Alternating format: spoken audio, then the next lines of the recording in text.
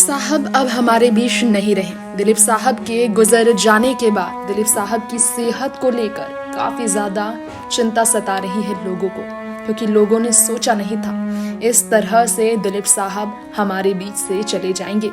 हमारे बीच से दिलीप साहब का इस तरह गुजर जाना सबसे बड़ा सदमा है। जी हाँ, खैर दिलीप साहब के गुजर जाने के बाद भी दिलीप साहब अमर रहेंगे। लोग यही कह रहे हैं और सच है ये। दिलीप साहब को ना कोई भूल सकता है, ना कोई दिलीप साहब की जगह ले सकता है।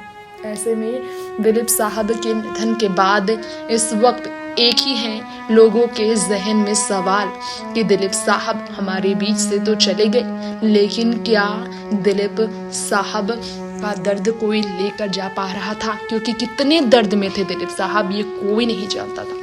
जी हाँ, दिलीप साहब का निधन ऐसी अवस्था में हुआ कि वो बीमारी से उठ भी नहीं पा रहे थे।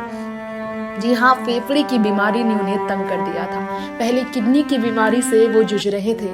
किडनी की बीमारी के कारण उनका ऑपरेशन तक हुआ था। 2 साल पहले उनका ट्रीटमेंट शुरू हुआ। लीलावती हॉस्पिटल में उन्होंने ट्रीटमेंट कराया था। इसके बाद निमोनिया ने उन्हें घेरा और फिर लंग की बीमारी ने उन्हें घेरा।